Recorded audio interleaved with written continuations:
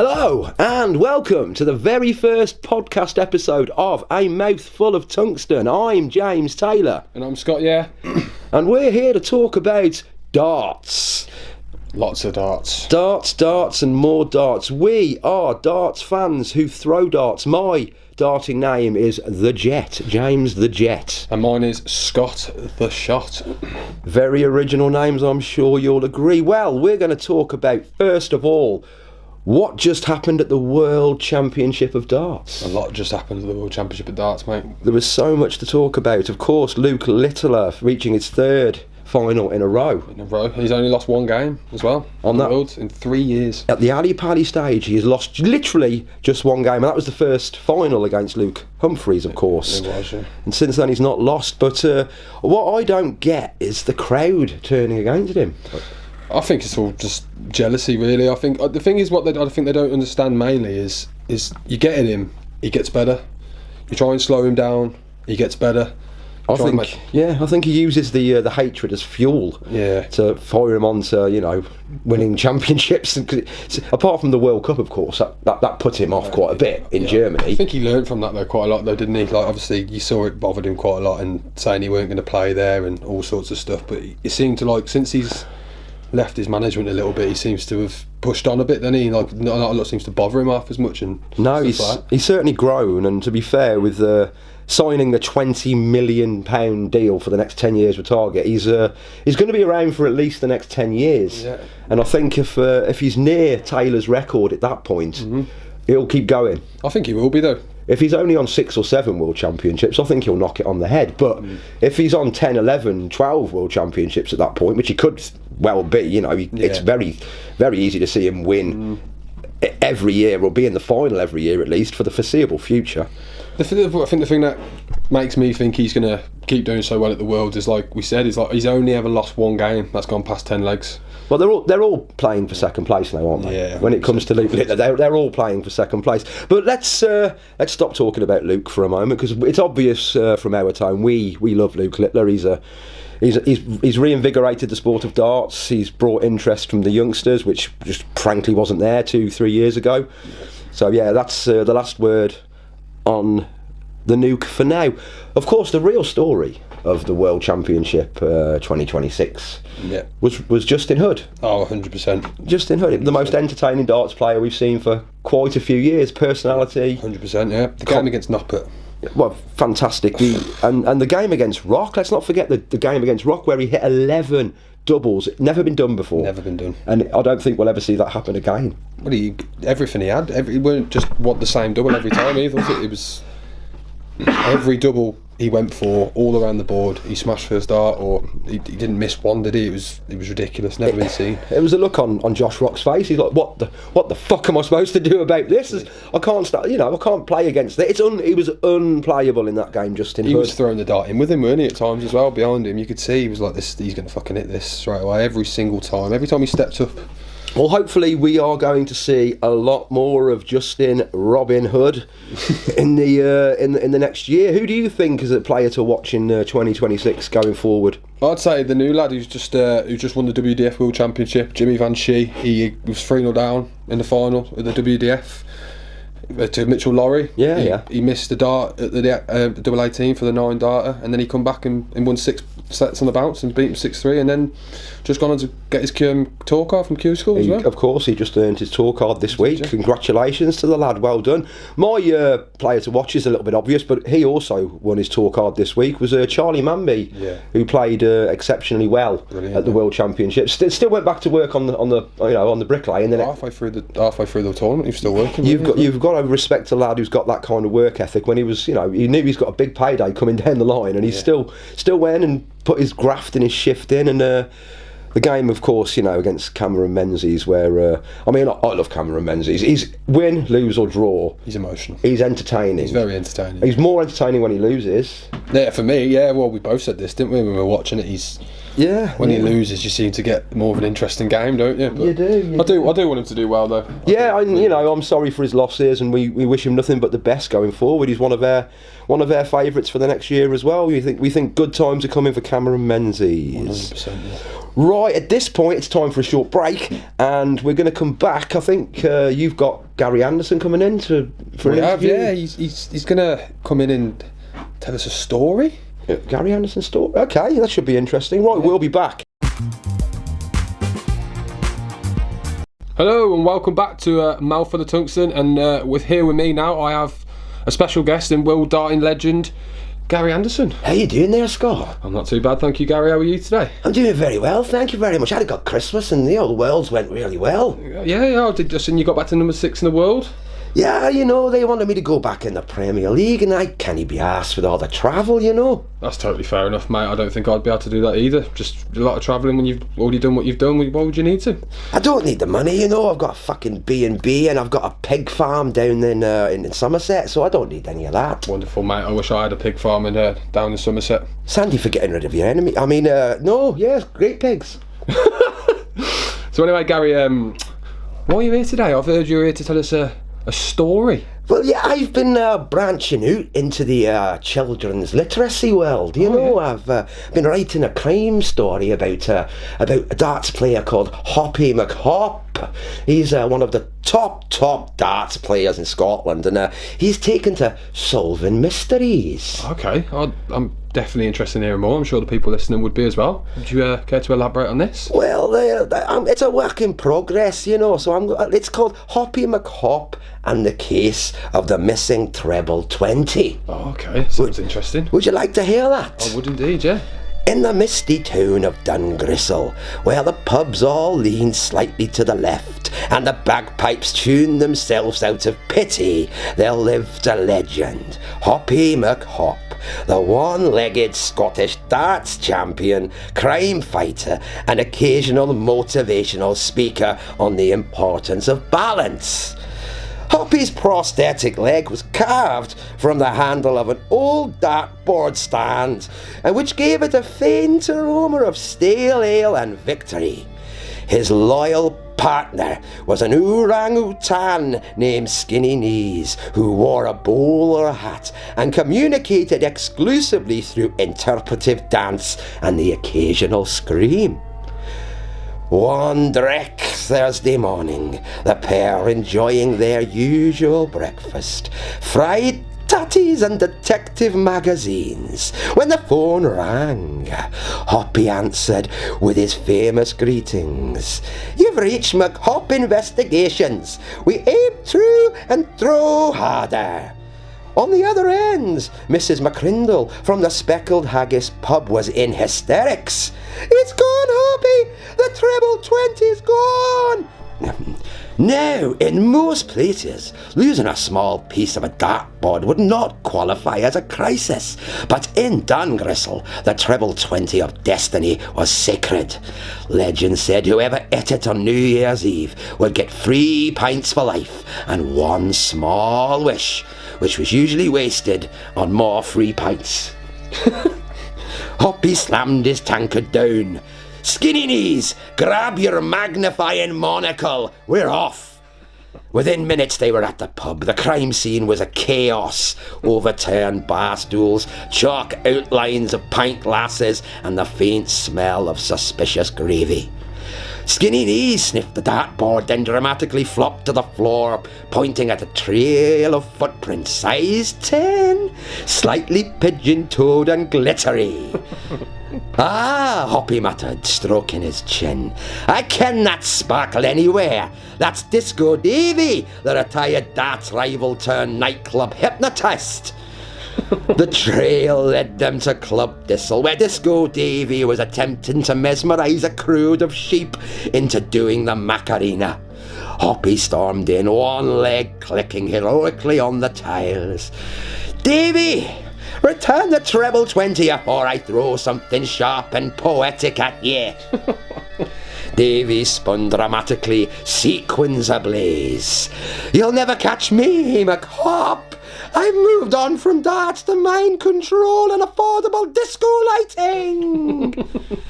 Before Davy could escape, Skinny Knees swung at the disco ball, performing a flawless spinning kick that sent Davy's toupee flying. Out of the wig rolled the missing treble 20, gleaming like a greasy halo. The crowd erupted in applause. Hoppy saluted his orangutan partner. Once again, Skinny Knees, you've saved Dungristle and the integrity of competitive darts. Davy was sentenced to community service polishing dartboards, and the speckled haggis threw a celebration. As Hoppy raised a pint, he mused, crime may never sleep, but neither does Skinny Knees when he's had too much iron brew. Well, And as the pub cheered, the orangutan twirled his bowler hat and waltzed into the night, ready for the next mystery that dared to cross the Ocky. The end? Well, fuck me. Who knew? Gary Anderson, world champion dart player. Champion crime solver. I'm off. See you later.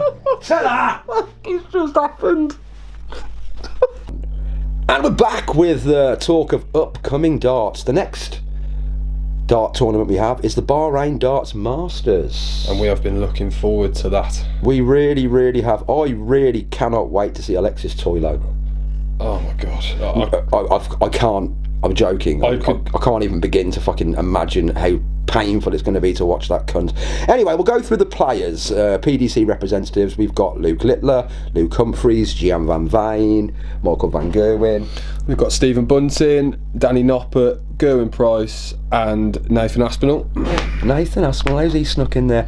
And the Asian representatives, we've got Alexis Toilo, Lawrence Illigan, Michi Sakai and what's the that one?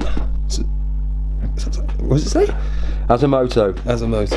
And then we've got Paul Lim, we've got Leung, we've got Saeed, and we've got Mahmood. Mahmood just got better. Mahmood. I hope he does well. I like that name. I've also just figured out how blind I am. Yeah, you need some reading glasses quite badly. That's nothing to do with the fact I can't read. I'm just blind. Anyways, who do you think is going to win at the upcoming Bahrain Masters? It's hard to look past Littler, isn't it? It's hard to look past Littler for any of the tournaments now. But it's short format. It's not set play. So if they're going to get at him, we've said it loads of times, isn't it? If you're playing first to 6 against Littler, I feel like that's one of the only ways you're going to beat him in leg play. And if you're going to beat him, you've got to beat him early. Like you said, you've got to get into him early, ain't you? The longer the format gets, the better the lad gets. So I'd like to see Humphries do well. He's looking a bit down and dejected recently, and you can never rule out Gian Van Veen. But that was a question I was going to ask you actually.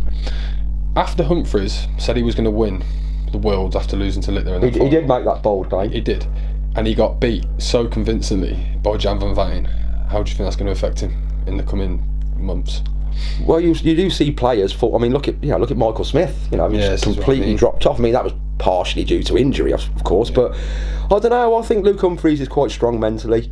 He did look a very beaten man after Gian Van. I mean, he's always in good spirits. He's always a good sportsman. For that you can't knock the guy. He's got the capability to run them all. The top 10, 16, they can all pretty much beat each other on their day. Aside from the boy wonder Luke, who is sort of head and shoulders at the moment above everyone else. See, me personally, with Luke, I think now he's lost his top spot, and because realistically, when he was number one, it never felt like he was number one, did it? Because the only person he was ever talked about was Luke Littler. Yeah, he was the most anonymous world number one perhaps ever. I feel like, and this is what I mean, I feel like he got beat by Gian Van Veen so convincingly. Gian Van Veen has said to him there, number two's mine this year. And there's a strong chance he could drop out the top 4. I don't think he will, because obviously Van Gerwen still managed to hold on to his top 4. But how much money is he defending this year as well? Because he could be losing a lot of money each tournament that goes on. Yeah, but I'd like to say, I hope to see him do well, but it could go either way. It could, yeah. It could go either way. We'll see. Right, speaking of things that could go either way, we've got these the Asian representatives in the Bahrain Masters that we're talking about here, and we've mentioned Alexis Toilo already. Who would you rather play the least, Toilo or Suljovic? Definitely Toilo for me. Yeah, you see, I think I'd rather play Toilo, because when he annoys me and I inevitably give him a little bit of a slap, I don't think he's going to fight back. I think Suljovic will probably give me a good hiding. Yeah, he'd give me a right good pasting, wouldn't he? So let's say out of those two, I'd rather play Toilo. Yeah. Suljovic, yes, we'd rather play Suljovic. But any of these Asian players, any of these Asian representatives, do you reckon they got a chance? Well, obviously Paul Lim did really well at the Worlds again, being the oldest winner at a World Championship. Fantastic, Paul Lim. You know, one of our favourites here at a Mouthful of Tungsten. We want to see Paul Lim do well, but realistically speaking, they're not going to beat any of the PDC players, are they? I don't see it happening. It could happen, obviously. I mean, Sakai did pretty well. He was a fan favourite at the Worlds as well, weren't he? But you look at the PDC players that are in. Kazimoto's got a good game on his day as well, but you know, I can't see past it. I can't see past any of. I don't see any of the PDC players losing, and I don't see anybody but Luke Littler winning it. No, I don't either. I mean, the outside shot for me would probably be Jan van Veen. I reckon he's going to want to get a bit of revenge on Luke, and I think he feels like himself. Over 6 legs, he could probably beat him. Probably not wrong. So our prediction is Luke Littler or Van Veen for the Bahrain Masters, and we'll find out in about 4 or 5 days' time, or if you're listening to this at a later date, you already know. Yeah. Right, what's next?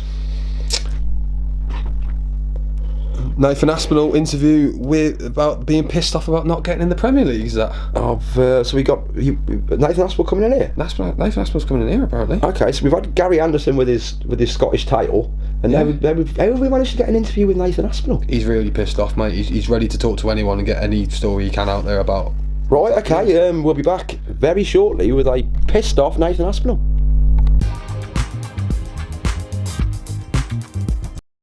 And we're back. Mouthful of Tungsten has quite an exclusive here today.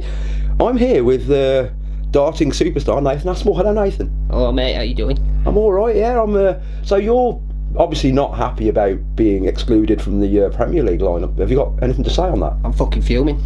I can imagine you are. I think it's outrageous. So Bunting got in. Mate, he got a song called Bulletproof, mate. More like fucking Mulletproof, the bald bastard.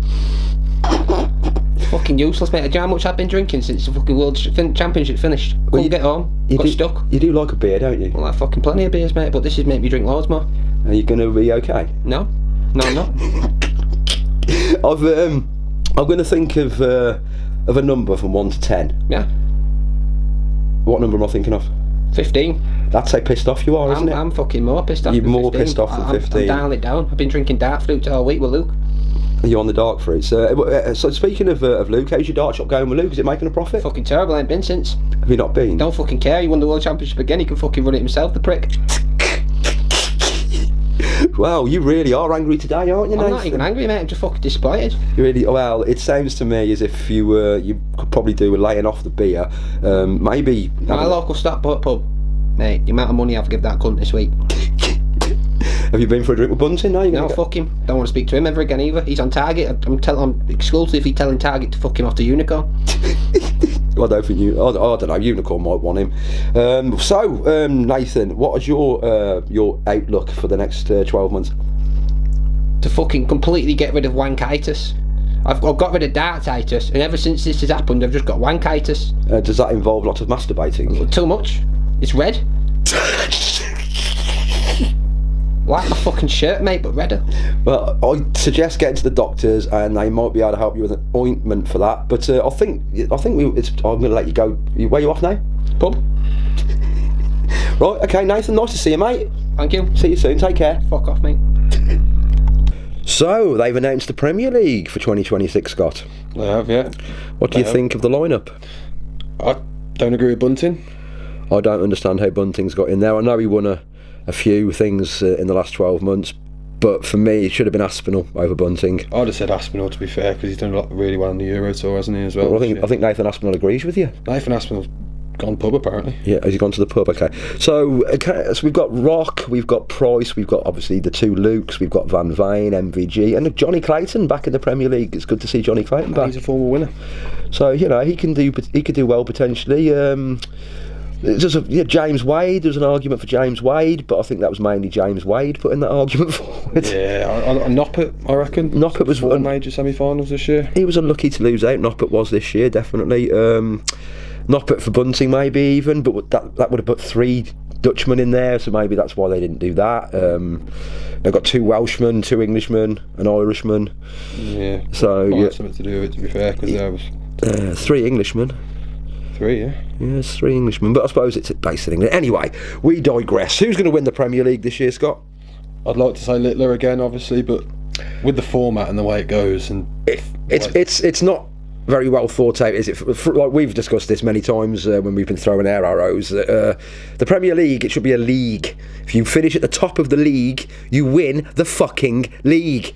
What's it? He finished 11 points clear, won 5 nights, a couple more than anyone's ever done. Most 180s, and gets to a final and has to go through to get a semi-final to get to the final. I don't agree with it. I think that it's the R word. I don't want to use the R word because it's not fair. But it's stupid. It's daft that the person who finishes the top of the Premier League doesn't win the Premier League. It'd be like City or Liverpool finishing top and then having to play a playoff to guarantee winning the Premier League.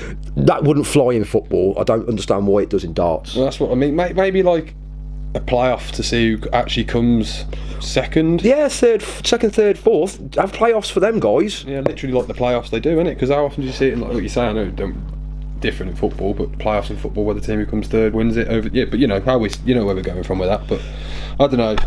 I feel like it's not a ranking tournament anyway, is it? So no, it's a glorified circus at the end of the day. I mean, we went last May to Birmingham the Utilita, and we're going again this May, and it's a great night out. It is, yeah.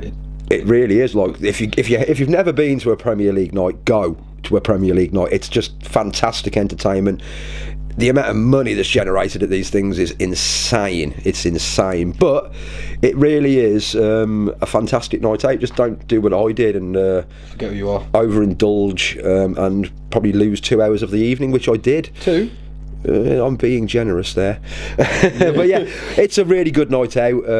Don't drink too much and enjoy the darts, and you're most likely going to see Littler win it and then not win it. So yeah. That's the Premier League covered for this year. So we are on the social medias. I have got a Instagram page set up, which is of course a mouthful of tungsten, all one word. Your socials are Scott 94, 4 H's at the end of year, obviously. But yeah, you can follow me on Twitch and follow me on Instagram. A lot of you will already know where that is. But yeah, we'll see from there, and we'll see how we go. Yeah, going forward, we where we live, we're lucky to have a couple of local professional darts players. I'm not going to mention any names. Luke Woodhouse. Scott's going to mention his name. And we know that Luke's partial to a podcast. We ourselves are fans of several darting podcasts. The main one being Unserious Darts with Andy Dawson and Oliver Ross. Yeah. And Unserious Darts, this is a serious challenge. Scotty and myself would like to challenge Oliver and Andy to a game of doubles on the dartboard, and we'll set that up whenever you want to pick up our gauntlet. Challenge thrown down. So we're going to try and grab some guests for you in the future. We're going to try and maybe get some darts matches against other podcasts perhaps. Follow our socials. Anything else for you? No, I'm sure in other words, you'll probably see us on my stream every now and then for a few hours ourselves, won't you? If you want to see a very good darts player, Scott, and a very average darts player, me, throwing 26s and Scott throwing 70s, we'll be on his Twitch quite regularly, so have a look, subscribe, Scotty 94 on Twitch there to watch that, and we'll be back a week, 2. We'll find out. We don't know. We'll see what happens. Thank you for listening to A Mouthful of Tungsten with me, James the Jet Taylor. And me, Scott the Shot. Not going to say your last name. No. Music for this is as follows.